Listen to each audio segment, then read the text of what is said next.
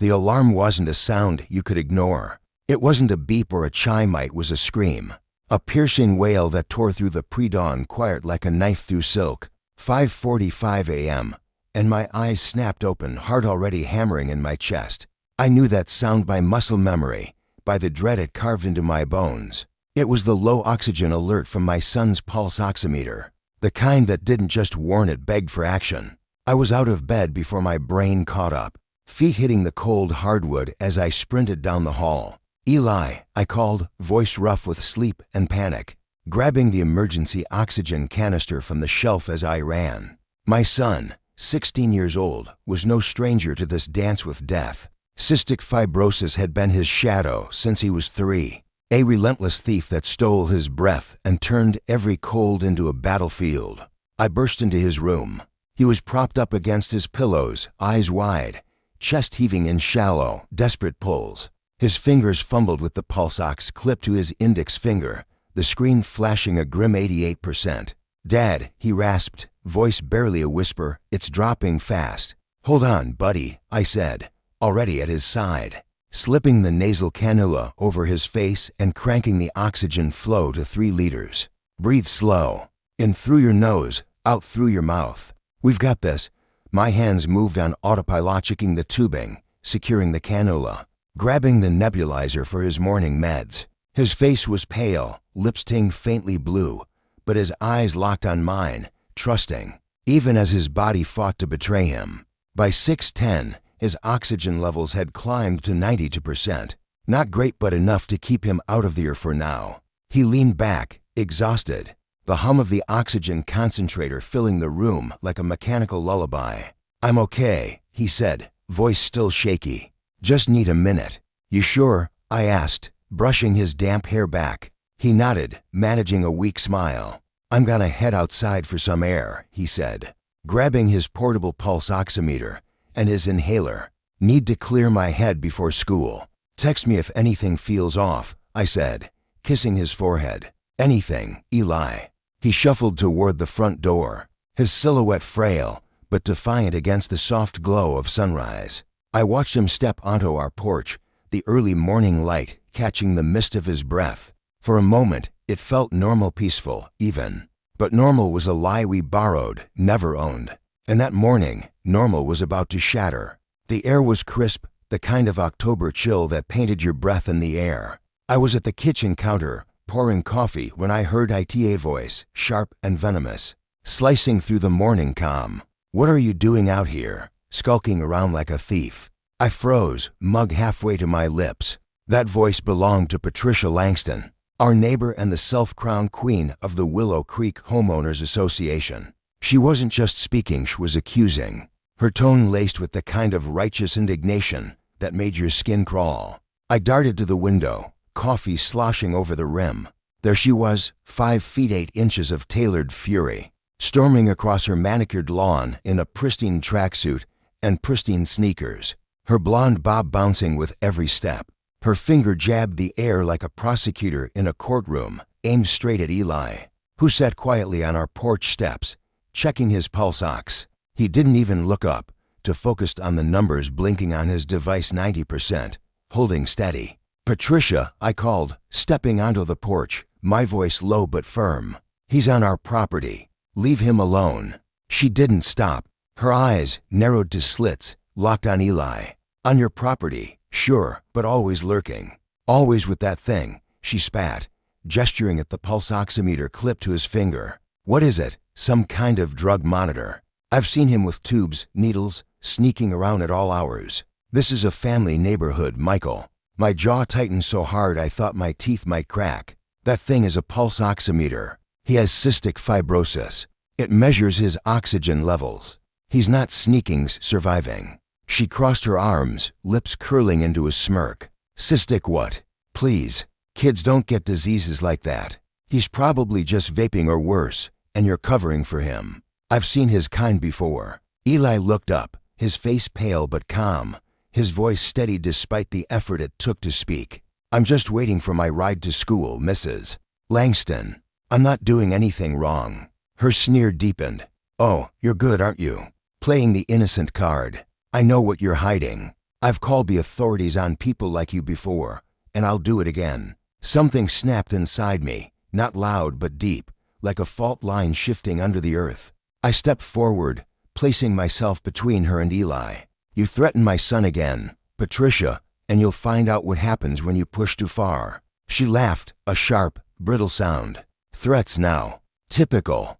Hiding behind a sick kid story to dodge accountability. We'll see who's still standing when I'm done. She turned on her heel, her sneakers squeaking against the dew-slick grass, and marched back to her house, leaving her words hanging in the air like poison. Eli exhaled, his breath shaky. She's been watching me for weeks, he said quietly. Every time I'm out here, she stares. Says I'm suspicious. Why didn't you tell me? I asked, kneeling beside him. He shrugged, eyes on the ground. Didn't want to make it a thing. I just want to be normal, Dad. I pulled him close, his thin frame trembling against me. You are normal. You're stronger than she'll ever understand. Let's get you to school. As he grabbed his backpack, I glanced at Patricia's house. Her curtains twitched, her shadow lurking behind the glass. I didn't know it then, but that morning was the last time I'd underestimate her. She wasn't just a nuisance, Sesh was a storm, and she was coming for us. By noon, Eli was at school, and I was at my desk, trying to focus on case files. I'm a public defender, so my days are spent navigating the chaos of human mistakes, petty thefts, duas, domestic disputes. But my mind kept drifting back to Patricia's words, her sneer, the way she looked at Eli like he was a stain on her perfect world. I texted him, "You okay? How's your breathing?" His reply came quick, "I'm fine. O2 at 93. Don't worry." I tried not to, but worry was my second language. Cystic fibrosis didn't just affect Ellie's lungs, it was a full-body war. Thick mucus clogged his airways, his pancreas, his digestive system.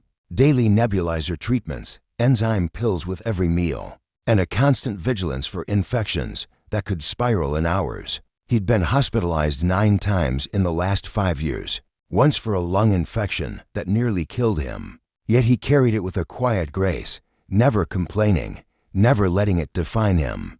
But people like Patricia, they saw his oxygen tank, his inhale glue, his thin frame, and they wrote their own story, one where he was the villain. I was still stewing when my phone buzzed again. Not Eli this time, but a neighbor, Mrs. Carter, who lived 2 houses down. "Michael, you need to see this. Check the neighborhood app." I opened the app, and there it was, a post from Patricia Langston, pinned at the top of the Willow Creek HOA group. Concerned about suspicious activity at 140 to Maple Drive. Teenage resident seen with drug paraphernalia, needles, tubes, electronic devices multiple times. Likely dealing or using. I've reported to authorities for the safety of our community. Stay vigilant. My blood ran cold. 140 to Maple Drive was our address. She'd named Eli, indirectly but unmistakably, and painted him as a criminal. The comments were already piling up, some skeptical, some alarmed, a few outright vicious. I knew something was off with that kid. We don't need that kind of trouble here. Good call. Patricia, protect our kids. I slammed my laptop shut and grabbed my keys. This wasn't just gossip, it was a declaration of war. She'd taken her prejudice public, and I wasn't going to let it slide. I pulled into the driveway just as Ellie's school van dropped him off. He looked tired, his backpack slung low, the pulse ox still clipped to his finger. "What's wrong?" he asked, reading my face. "Patricia posted about you on the neighborhood app," I said, keeping my voice steady. "Called you a drug user. Said she's calling the cops." His eyes widened, then dropped to the ground. "Great," he muttered. "Now everyone thinks I'm a junkie." "They won't," I said, gripping his shoulder. "We're shutting this down. Now." I marched across the street, Eli trailing behind, his oxygen tank hissing softly. Patricia's front door was open, and she was on her porch, phone in hand, typing furiously, probably adding fuel to her digital fire. She looked up as I approached, her smile smug, like she'd been expecting me. "Michael," she said, voice dripping with fake sweetness. "Come to apologize for your son's behavior?" I stopped at the edge of her lawn, fists clenched. "You posted lies about my kid. You called him a drug dealer. Retract it, now, or I'll sue you for defamation." Her laugh was sharp, like breaking glass. Sue me. Oh, please. I'm protecting this neighborhood. That boy of yours is always out there with his little gadgets, his needles, looking like he's up to no good. I have a right to speak up. He has cystic fibrosis, I said, each word a blade. Those gadgets are medical equipment. Those needles are for his meds. You're not protecting anyone, you're harassing a sick kid. She rolled her eyes. Cystic fibrosis? That's convenient. I looked it up, sounds like something you fake to get sympathy. Or drugs. I'm not stupid, Michael. I've seen him coughing, shaking, sneaking around at dawn. That's not illness, that's addiction. Eli stepped forward, his voice quiet but firm. I'm not faking anything. I've had CF my whole life. I just want to live, Mrs. Langston. Her gaze flicked to him, cold and unyielding. Then why are you always hiding? Always with those tubes, that machine? If you're so sick, why aren't you in a hospital? You're a liar, and your dad's enabling you. I felt Athena rage, so pure it burned white. I stepped closer, voice low. You don't get to decide what's real. You don't get to attack my son. Delete the post, Patricia, or I'll make sure everyone in this neighborhood knows exactly who you are. She didn't flinch. Go ahead and try. I've got the HOA board, the neighbors, and the truth on my side. You're the ones who don't belong here. I turned to Eli, who was clutching his oxygen tank, his face pale but resolute. Go inside, buddy. I'll handle this. He hesitated, then nodded, heading back to the house. I faced Patricia again, my voice a growl. This isn't over. Oh, it's just beginning, she shot back, already typing on her phone again. That evening, I sat at the kitchen table, scrolling through the neighborhood app. Patricia's post had exploded over 50 comments, most of them siding with her. We need to keep our kids safe. I've seen that boy too, always looking shady. Thank you, Patricia, for standing up. A few neighbors defended Eli, citing his condition, but they were drowned out by the mob. I wanted to scream, to smash something, but I had to stay calm for Eli. He was in his room, nebulizer humming, pretending to do homework but probably reading the same poison I was. I called my sister, Jen, a nurse who'd helped us navigate Ellie's diagnosis years ago. She's slandering him, I said, pacing. She's turning the whole neighborhood against us. Jen's voice was steady but furious. You need to document everything, Mike. Screenshots, timestamps, witnesses.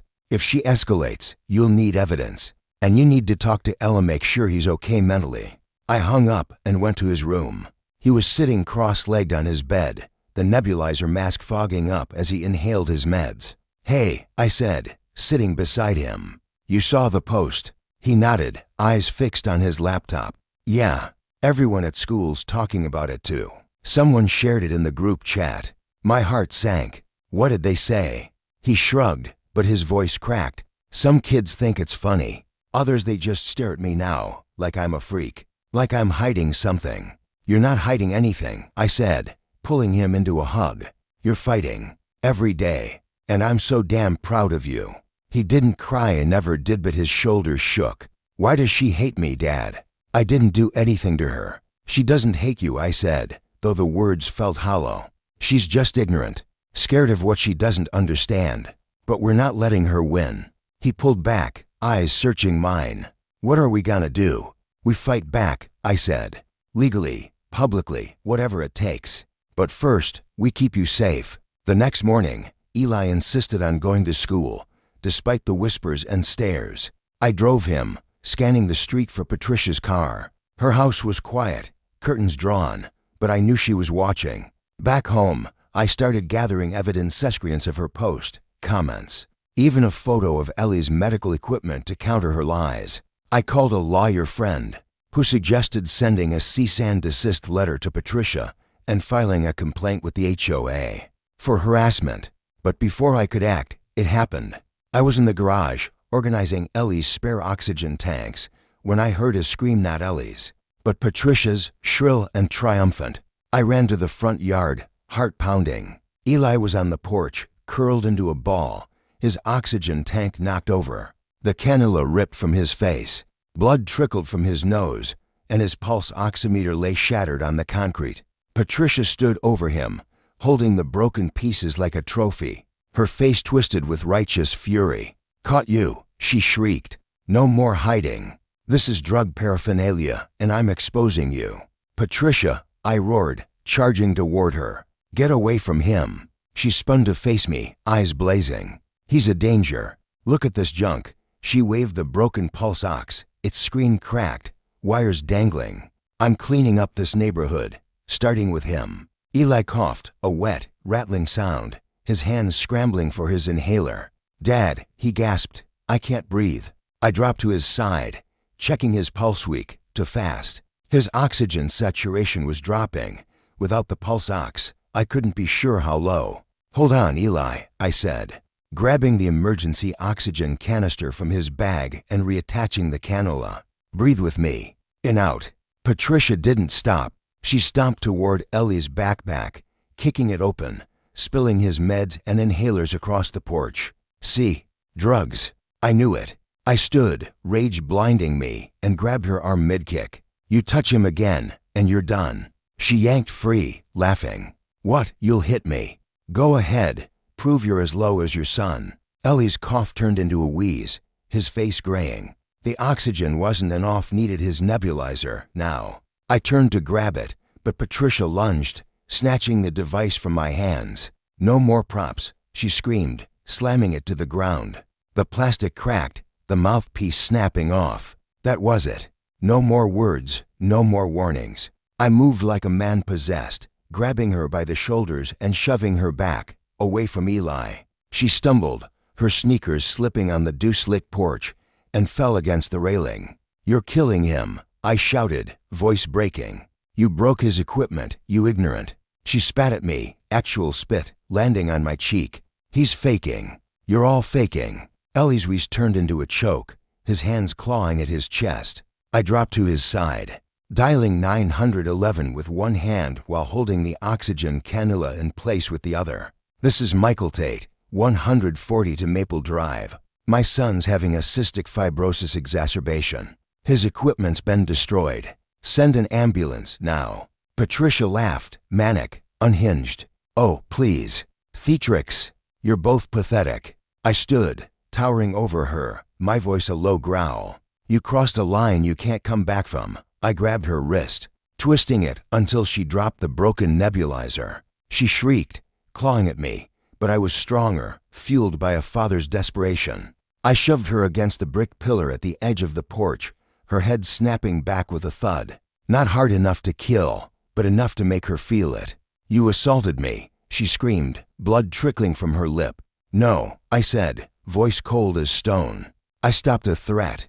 I grabbed a zip tie from the garagekip there for securing oxygen tanks and bound her wrists, tight enough to bite. She thrashed, cursing, but I didn't care. I dragged her to the lawn, pinning her down with my knee until she stopped fighting. You stay there, I said, or I'll make sure you regret it. Ellie's breathing was shallow, his eyes half closed. Dad hurts. I know, buddy, I said, running back to him. Help's coming. Stay with me. Sirens wailed in the distance, growing louder. Patricia was still screaming, neighbors gathering on their lawns, phones out, filming. I didn't care. My world was a lie, his breath, his pulse, his life. The ambulance screeched to a stop, paramedics spilling out. Male, 16, cystic fibrosis, oxygen dependent, I said as they reached us. His pulse ox and nebulizer were destroyed. He's in respiratory distress. The lead paramedic, a woman with steady hands, knelt beside Eli. Oxygen sats at 85 and dropping. We need to intubate if he doesn't stabilize. She hooked him to a portable oxygen tank, cranking the flow while her partner started N4. Patricia was still yelling, now to the cops who'd arrived. He attacked me. That man's a monster. His son's a druggie. Officer Ramirez, a veteran I'd seen at community events, approached me. Mr. Tate, what happened? She attacked my son, I said, pointing to the broken equipment. Destroyed his medical devices. He's in crisis because of her. Ramirez glanced at Eli, then at Patricia, who was now cuffed and ranting. We'll sort this out. Stay with your son. As the paramedics loaded Eli onto a stretcher, his hand gripped mine. Don't let her win, Dad. I won't, I promised, my voice breaking.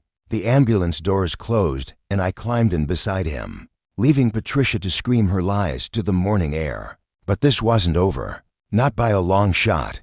The hospital smelled of antiseptic and fear, a sterile tang that clung to the back of my throat. Eli lay in the ICU bed, tubes snaking from his nose and arms, his chest rising and falling with the mechanical rhythm of the ventilator. His oxygen levels had stabilized at 90%, but the doctors weren't taking chances. Not after his saturation had dipped to 82% in the ambulance. Cystic fibrosis didn't forgive mistakes, and Patricia's attack had nearly cost him everything. I sat beside him, my hand wrapped around his, my eyes burning from lack of sleep.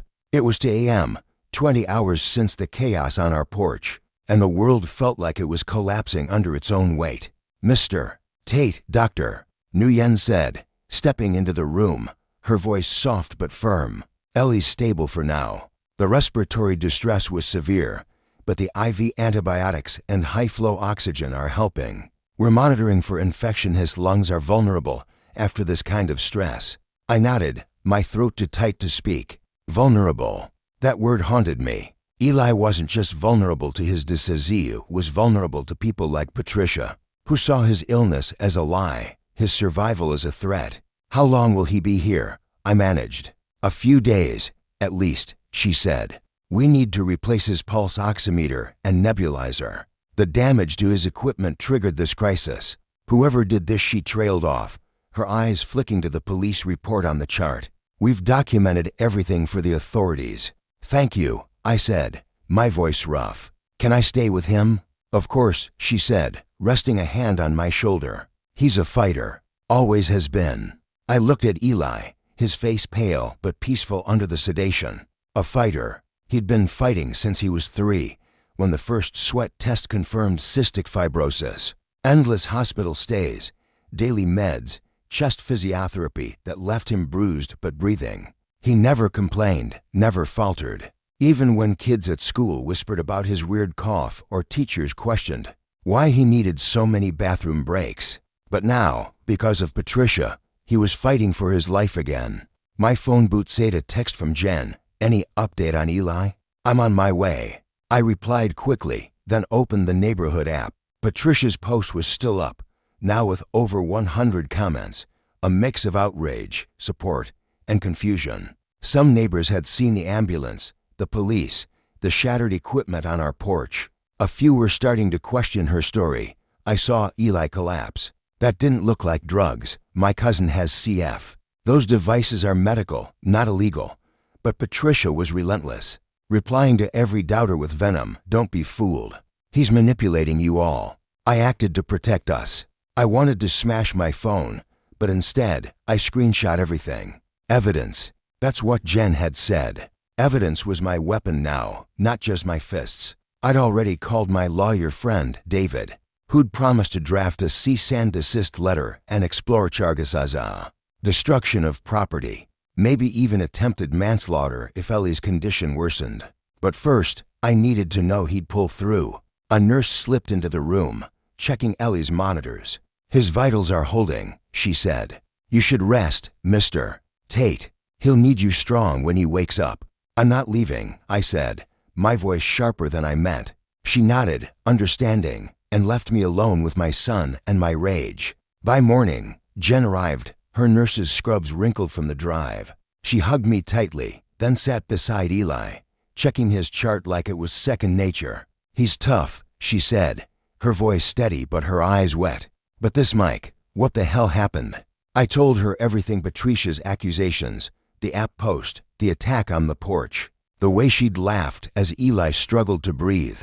Jen's face hardened with every word. "She's a monster," she said. "You need to bury her legally. This isn't just harassment, it's a hate crime." "I know," I said, rubbing my eyes. "But right now, I just need him to wake up." He did, around noon, his eyes fluttering open as the sedation wore off. "Dad," he croaked, voice muffled by the oxygen mask. "Right here," I said, squeezing his hand. "You're okay. You're in the hospital, but you're okay." He nodded weakly, his gaze drifting to the machines around him. "She broke my stuff," he said, almost a whisper. "My pulse ox, my neb." "I know," I said, my voice tight. She's not getting away with it. He looked at me, eyes searching. Why does she hate me so much? I wanted to lie, to tell him it wasn't personal, but I couldn't. Some people can't handle what they don't understand, I said. They see strength like yours, and it scares them. But you're stronger than her, Eli. Always will be. He managed a small smile, then coughed, a deep, rattling sound that made my heart clench. Jen adjusted his oxygen flow, her hands steady. Rest, kiddo, she said. We've got your back. I stepped out to call David, my lawyer friend, while Jen stayed with Eli. I've got the cease and desist ready, he said. But we've got bigger options. Assault on a minor, destruction of life-sustaining medical equipment, endangering a child with a disability that's felony territory. The police report from yesterday helps, but we need witness statements, medical records, everything. Working on it, I said. She's still posting lies on the neighborhood app, turning the whole street against us. Save it all, he said.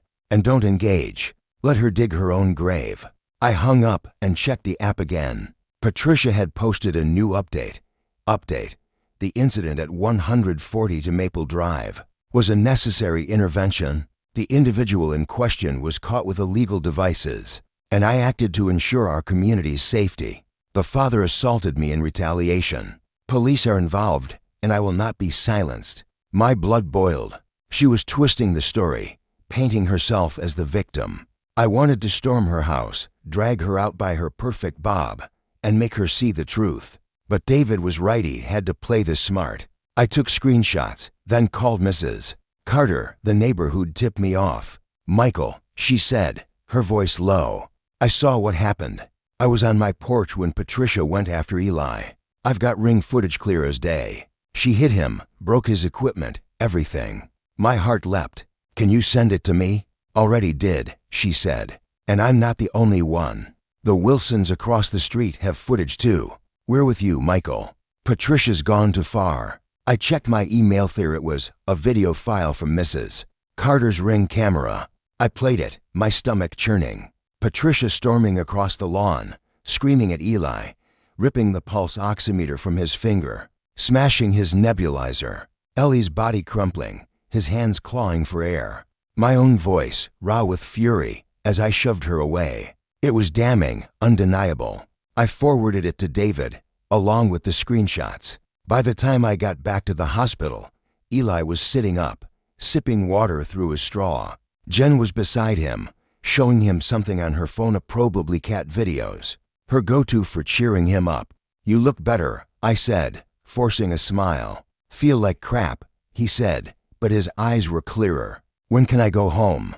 Soon, I said, hoping it was true. We're working on making things right. He nodded, then hesitated. Dad, what if she does it again? She won't, I said, my voice firm. I'm making sure of it.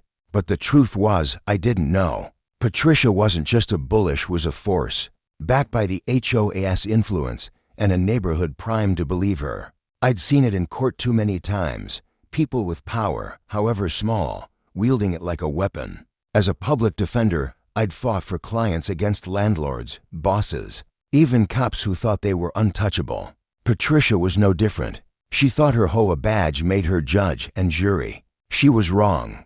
That afternoon, Officer Ramirez called.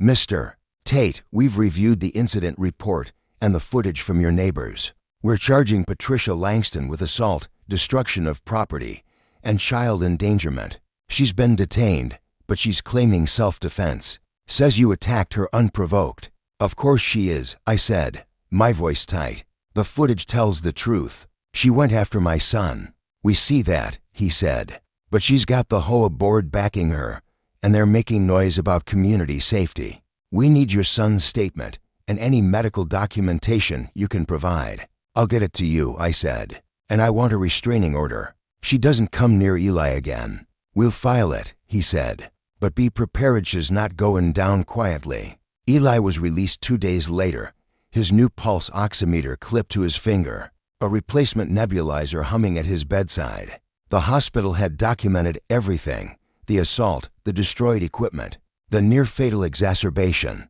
Dr. Nguyen handed me a thick file of medical records, her face grim. This is for the police, she said, and your lawyer. What she did, it's unforgivable. Back home, the porch felt haunted. The concrete still bore faint stains from Ellie's blood, a reminder of how close we'd come to losing him. I helped him inside, setting up his oxygen concentrator in the living room. He was quiet, his usual spark dimmed. "Everyone's talking about it," he said, staring at his phone. "The app, school, they all think I'm some kind of criminal." "Not everyone," I said, sitting beside him. "Mrs. Carter, the Wilsons' they're on our side, and the truth is coming out." He nodded, but his eyes were distant. "I just want it to stop." "It will," I said, though I wasn't sure how. Patricia's lies had spread like wildfire, and even with the footage, some neighbors still believed her. The HOA board had issued a statement, carefully worded to avoid liability. "We are aware of the incident at 140 Maple Drive and are cooperating with authorities. The safety of our community remains our priority." No mention of Eli, no apology, just spin. I spent the evening compiling evidence, the hospital records, the ring footage, screenshots of Patricia's posts, witness statements from Mrs. Carter and the Wilsons. David called to confirm he'd filed the cease and desist and was working on a civil suit for damages, medical bills, equipment replacement, emotional distress. "We've got a strong case," he said, "but she's hired a lawyer, some hotshot from downtown. Claims she was protecting the neighborhood from a perceived threat." "Perceived threat," I snapped. "She attacked a sick kid." "I know," David said, "but she's spinning it as self-defense, saying you assaulted her. The footage helps, but we need to be airtight. Get Ellie's statement and keep him away from her." The next week was a blur of hospital follow-ups, police interviews, and whispers from neighbors. Eli stayed home from school, too fragile to face the stairs. I worked from home, fielding calls from clients while keeping an eye on his oxygen levels. Jen came over daily, helping with his treatments and trying to lift his spirits. But the neighborhood app was a battleground. Patricia, out on bail, was posting again, now claiming she was the victim of a smear campaign by a dangerous family. Her supporters rallied, flooding the app with comments about keeping Willow Creek safe. Then came the letter. Plain envelope, no return address, slipped under our door. I opened it, my hands shaking. The handwriting was sharp, jagged, unmistakably Patricia's. "You think you've won, but you're wrong. I saw what I saw. Your son's a fraud, and you're a thug. I'll expose you both. This neighborhood deserves better." I showed it to David, who added it to the evidence file. "This is harassment," he said. "She's violating the restraining order. We can use this." But it wasn't just the letter. The next morning, I found graffiti on our garage door, "Druggie." The word was scrawled in red spray paint, bold and ugly. Eli saw it before I could cover it, his face crumpling. "They're never gonna stop," he said, voice barely audible. "Yes, they will," I said, grabbing a can of paint from the garage. "We're fighting back, Eli. For you." That night, I called a meeting with the neighbors who'd supported Usmers, Carter, the Wilsons, and a few others who'd started questioning Patricia's narrative. We gathered in Mrs. Carter's living room, the ring footage playing on her TV. "This is who Patricia Langston is," I said, pointing to the screen as she smashed Ellie's nebulizer. "She attacked my son, nearly killed him, and she's still lying about it. We need to take back this neighborhood." Mrs. Carter nodded. "She's been bullying people for years, fining us for stupid things, threatening lawsuits. But this is evil." "We're with you, Mr. Wilson said. "What do you need?" "Statements," I said. "Testimony. Anything you've seen or heard from her. And we need to push the HOA to remove her from the board." They agreed, and by the end of the night, we had a plan, a petition to oust Patricia, backed by the footage and witness accounts. But I knew it wouldn't be easy. Patricia had allies, people who believed her lies or feared her influence, and she wasn't done fighting. The preliminary hearing was set for 2 weeks later. David prepped me relentlessly, running through questions, preparing me for Patricia's lawyer's tactics. "They'll try to paint you as the aggressor," he said. "They'll say you overreacted, that Ellie's condition is exaggerated. Stick to the facts, the assault, the equipment, the medical records." I nodded, but my mind was on Eli. He was back at school, wearing his new pulse oximeter like a badge, but the whispers hadn't stopped. Kids called him junkie in the halls. Teachers looked at him with pity or suspicion. He was fighting to battle's nowest disease and the stigma Patricia had branded him with. The night before the hearing, I found him in his room, staring at his nebulizer. "You okay?" I asked. He shook his head. "I keep seeing her face, Dad. The way she looked at me like I wasn't human." I sat beside him, my heart breaking. "She's wrong, Eli. About everything. Tomorrow, we're gonna show the world who you really are." He looked at me, eyes fierce despite the tears. "I want to testify. I want to tell them what she did." I hesitated. He was still fragile, physically and emotionally. But I saw the fire in him. The same fire that kept him alive through years of hospital stays and sleepless nights. "Okay," I said. "But only if you're sure." "I'm sure," he said. "She doesn't get to win." The courthouse was a hive of tension, reporters milling outside, their cameras flashing like vultures circling a kill. The headlines were already screaming. HOA leader accused of assaulting teen with chronic illness. Father fights back after son's medical crisis. Patricia's name was plastered across every local news site. Her mugshot a stark contrast to her polished HOA persona. Inside, the courtroom was packed neighbors, activists, even a few cystic fibrosis advocates who'd heard about the case. Patricia sat at the defendant's table, her tracksuit traded for a navy blazer, her face a mask of defiance. Her lawyer, a slick man named Garrett, stood beside her, whispering strategy. Eli and I sat with David, my hand on his shoulder, his new nebulizer humming softly in his bag. The judge, a woman with sharp eyes and a no-nonsense demeanor, called the session to order. "State versus Patricia Langston," she said. "Charges include felony assault on a minor, destruction of medical equipment, child endangerment, and violation of a restraining order." Garrett stood, his voice smooth as oil. "Your Honor, my client acted in good faith, believing she was protecting her community from a perceived threat. The defendant's actions were a response to Mr. Tate's aggression." I clenched my fists, but David shot me a look. "Stay calm." The prosecutor, Ada Maria Torres, stood, her voice like steel. "Your Honor, the evidence shows Mrs. Langston attacked a 16-year-old with a documented medical condition, destroyed life-sustaining equipment, and triggered a near-fatal health crisis. We have video footage, medical records, and witness testimony." The judge nodded. "Proceed." Torres played the ring footage. The courtroom silent except for the sickening crack of Patricia smashing Ellie's nebulizer. Gasps rippled through the gallery. Patricia didn't flinch, her eyes fixed on the screen. Her lips pursed like she was watching a bad movie. Then it was Ellie's turn. He walked to the stand, his oxygen tank hissing softly, his posture straight despite the weight of every eye in the room. Torres approached, her voice gentle. "Eli, can you tell us what happened on October 12th? He took a deep breath, his voice steady but soft. "I was on our porch, checking my pulse oximeter. It's a device that measures my oxygen levels because I have cystic fibrosis. Mrs. Langston came over, yelling that I was a drug addict.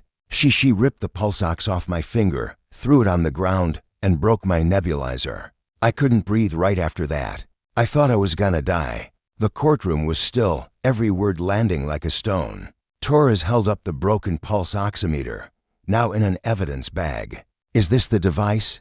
"Yes," Eli said, his voice cracking. "It's how I know when I need oxygen. Without it, I can't tell how bad things are."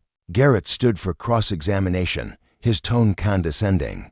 "Eli, isn't it true you were acting suspiciously that morning? Hiding on the porch, using devices that could be mistaken for drug paraphernalia?" Ellie's eyes narrowed. "I wasn't hiding. I was waiting for my ride to school. And my devices aren't drugs they are prescribed by my doctor. I've had CF my whole life." Garrett smirked. "But you admit you were coughing, shaking symptoms that could look like drug use to a concerned neighbor?" Torres shot up. "Objection," badgering the witness and speculating on medical conditions. "Sustained," the judge said, glaring at Garrett. "Move on, counselor." But the damage was done. Ellie's hands trembled, and I could see the hurt in his eyes, the same hurt he'd felt when Patricia called him a liar. I wanted to storm the stand, to shield him, but he didn't need me to. He looked at Garrett, voice firm. "I'm not a liar. I'm sick, and she almost killed me. The gallery murmured, some in support, others in shock. Patricia leaned forward, whispering to Garrett, her face twisted with contempt.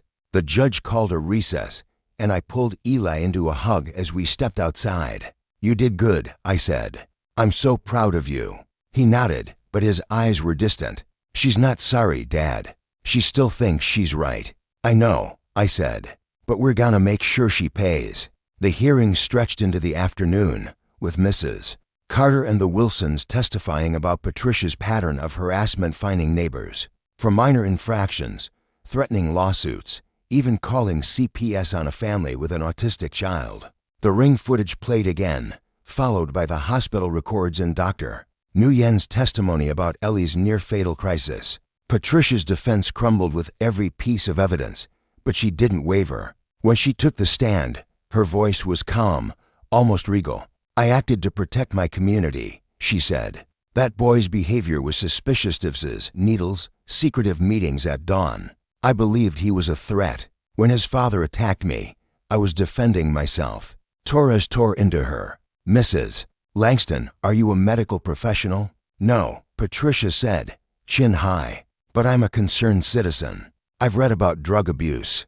I know the signs." "So you diagnosed Eli Tate with drug addiction based on Google?" Torres asked, her voice dripping with disdain.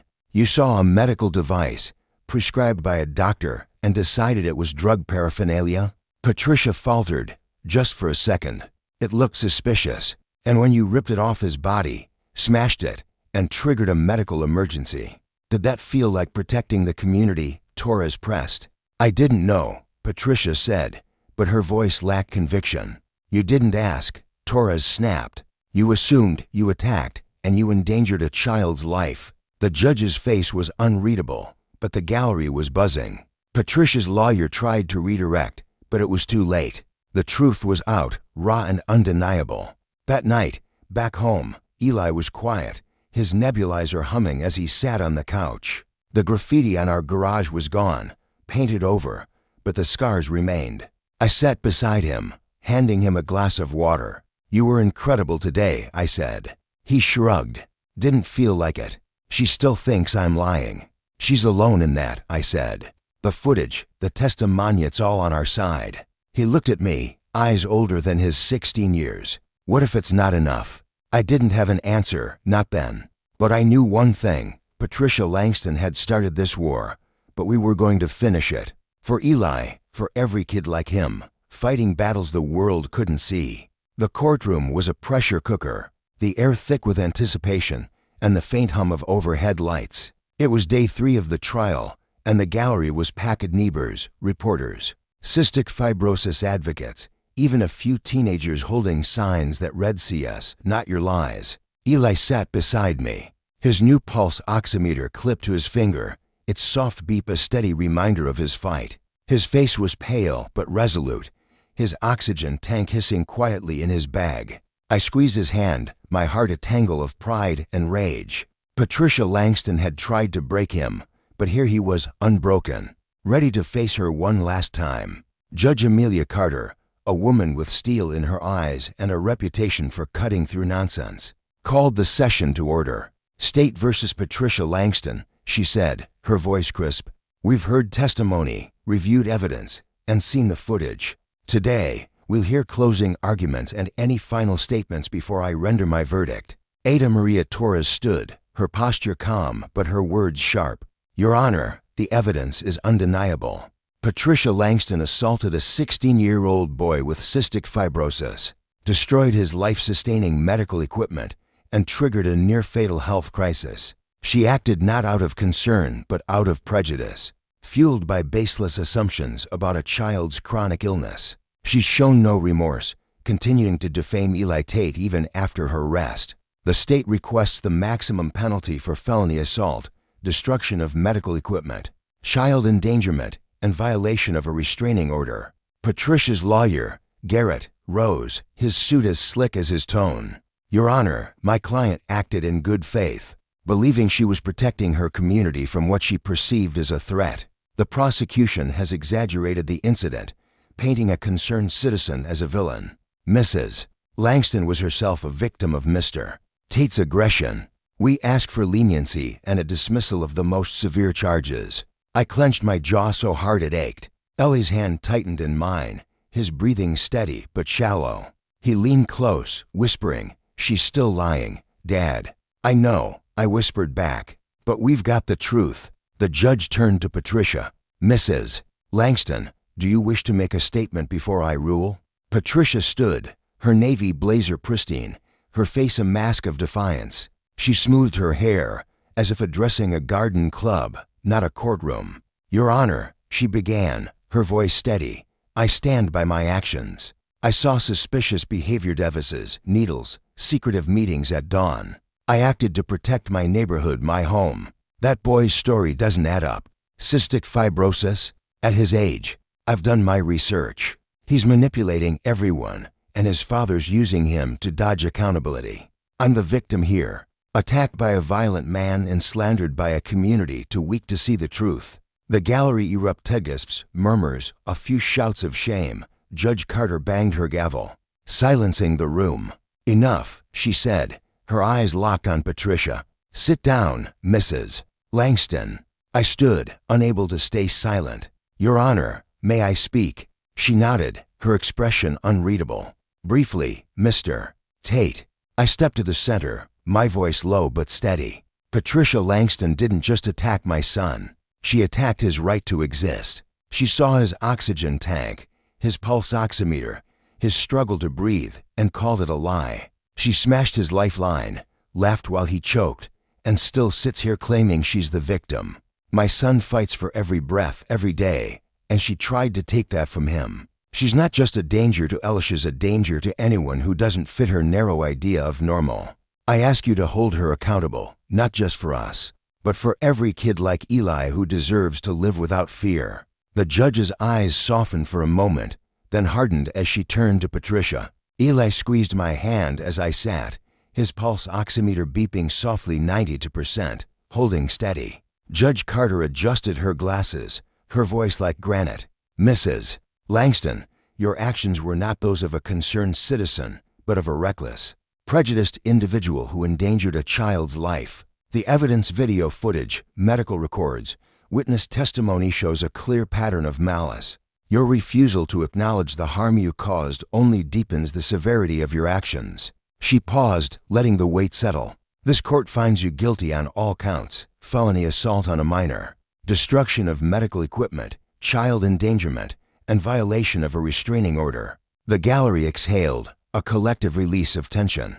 Patricia's face cracked, her smirk replaced by a flicker of fear. "You can't," she started, but the judge cut her off. "I'm not finished," Carter said. "You are sentenced to 3 years in state custody, followed by 7 years of supervised probation. You will pay full restitution for Eli Tate's medical expenses, including equipment replacement and hospital costs. You will complete 600 hours of community service at a cystic fibrosis advocacy organization, where you will educate yourself on the realities of chronic illness. You are permanently barred from any leadership role in the Willow Creek HOA or any similar organization, and you are ordered to have no contact with the Tate family." Patricia bolted to her feet, her voice shrill. "This is a travesty. I'm the victim. That boy's a fraud, and you're all too blind to see it." The bailiff moved swiftly, cuffing her wrists as she thrashed. "You're all sheep," she screamed, her voice echoing as they dragged her from the courtroom. "He's faking. You'll see." Ellie's shoulders relaxed, his breath easier. I pulled him close, his head resting against my chest. "It's over," I whispered. He shook his head. "Not yet." Outside the courthouse, the air was thick with autumn chill and the buzz of reporters. Cameras flashed, microphones thrust toward us as we stepped into the sunlight. "Mr. Tate, how do you feel about the verdict, Eli? What's next for you?" I shielded him, guiding him toward our car, but he stopped, turning to face the crowd. "I want to say something," he said, his voice quiet but firm. I hesitated, then nodded. He stepped forward, his oxygen tank slung over his shoulder, his pulse oximeter blinking steadily. The crowd hushed, cameras rolling. "My name is Eli Tate," he began, his voice carrying despite the tremor. "I have cystic fibrosis. It's not a choice, not a lie, not something I can hide. Every day, I fight to breathe, to live. Patricia Langston tried to take that from me. She called me a drug addict, broke my equipment, and almost killed me. But I'm still here. He paused, his eyes scanning the crowd. I'm not speaking for pity. I'm speaking for every kid like me, who has to fight battles you can't see. We're not weak. We're warriors, and we deserve to be seen. The crowd erupted, dapless, cheers, a few tears. A girl in the front, maybe 14, held up a sign, CF fighter, not a liar. Ellie's eyes met hers, and he smiled, a real smile, the kind I hadn't seen in weeks. I pulled him into a hug, my throat tight. You're incredible, I said. He shrugged, but his eyes were bright. Just telling the truth. The weeks that followed were a strange mix of healing and chaos. The verdict made national news. Headlines screaming, HOA Tyrant jailed for attacking teen with cystic fibrosis. Father's fury. Son's strength, a community's reckoning. The Willow Creek HOA board, under pressure from our petition and the media storm, voted unanimously to remove Patricia from her position. Her allies, once vocal, went silent. Their comments on the neighborhood app deleted or drowned out by support for Eli. But the scars remained. Eli returned to school, his new equipment a constant reminder of that morning. Some kids still whispered, but others, especially those with chronic conditions, started approaching him, sharing their own stories. A girl with diabetes showed him her insulin pump. A boy with asthma swapped inhaler tips. Eli wasn't just surviving, was building a quiet army of warriors. Kids who refused to be defined by their illnesses. At home, we fortified our defenses. New security cameras, a reinforced gate, and a lawyer on speed dial. The graffiti on our garage never reappeared, but anonymous letters did some supportive. Others echoing Patricia's venom. You're still faking. You ruined a good woman. I kept them all. Evidence for the restraining order's renewal. One evening, as Eli did his chest physiotherapy, he looked up from the couch. Dad, I want to do something. Something big. Like what? I asked, adjusting the percussion vest that helped loosen the mucus in his lungs. A speech, he said, at the CF Gala next month. I want to tell people what it's really like. Not just for me, but for everyone. I smiled, pride swelling. You sure you're ready? I've been ready, he said, his voice fierce. She didn't silence me. No one will. The gala was held in a downtown hotel, its ballroom glittering with chandeliers and hope. Over 400 people filled the space. Doctors, patients, families, advocates all gathered to raise funds for cystic fibrosis research. Eli stood backstage, his navy suit tailored to hide his oxygen tank, his pulse oximeter clipped discreetly to his belt. I stood beside him, my hand on his shoulder. Nervous, I asked. A little, he admitted, then grinned. But I've faced worse. The MC called his name, and the room fell silent as he stepped onto the stage. His voice, clear despite the effort, filled the space. My name is Eli Tate, and I'm 16 years old. I have cystic fibrosis. It's not who I am, but it's part of my fight. 6 weeks ago, someone saw my oxygen tank, my pulse oximeter, and decided I was a criminal. She attacked me, broke my equipment, and nearly took my life. But she didn't take my voice. The crowd leaned forward, hanging on every word. Living with CF isn't easy. It's hospital stays, endless meds, nights when you can't breathe. But it's also strength. It's getting up every day, knowing you're fighting a war no one else can see. I'm here for every kid like me who's been called a liar, a burden, or a fake. We're not invisible. We're warriors, and we're winning. The applause was deafening, a standing ovation that shook the room. I saw tears in the eyes of parents, doctors, even the waitstaff. Eli stepped off the stage, his breath shaky, but his smile wide. I hugged him, my voice breaking. You changed the world tonight, kid. He laughed, a rare, full laugh. Not the world, just a few minds. 3 months later, our lives had shifted. The HOA adopted new bylaws, banning discrimination based on medical conditions or equipment. Local schools updated their protocols for students with chronic illnesses.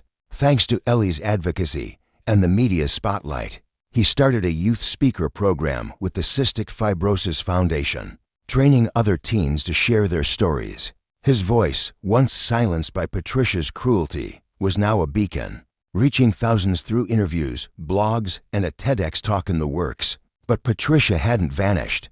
From her community service at the CF Advocacy Center, she sent letters never signed, but unmistakably hers. "You're still a fraud. I see through you. This isn't over." The center's director called me, her voice weary. "She's defiant, refuses to learn, mocks our patients. She thinks she's the victim, even now." I showed Eli the latest letter, expecting it to hurt. Instead, he shrugged. "She's loud, but she's losing. Every time I speak, she loses more." He was right. Patricia's noise was fading, drowned out by the voices of kids like Eli, who refused to be silenced. Our porch light burned steady now, no longer flickering with fear. And as we walked home from the gala, Ellie's hand in mine, I felt something new power. Not born of rage, but of truth. Sometimes the worst kind of cruelty isn't the loud, violent kind. It's the quiet poison of ignorance, hiding behind authority, rules, or a polished HOA badge. Patricia Langston thought she could crush Ellie's truth with her lies, but she underestimated him, underestimated us. Chronic illness isn't weakness, it's a battlefield. And those who fight it are stronger than most will ever know. Eli didn't just survive that morning on our porch rows, turning pain into purpose, ignorance into fire. If you've ever faced someone like Patricia, who saw your struggle and called it a lie, know this: your truth is your weapon. Speak it, live it, and don't let anyone take it from you. Because power doesn't belong to the loudest voice, it belongs to the one that refuses to break.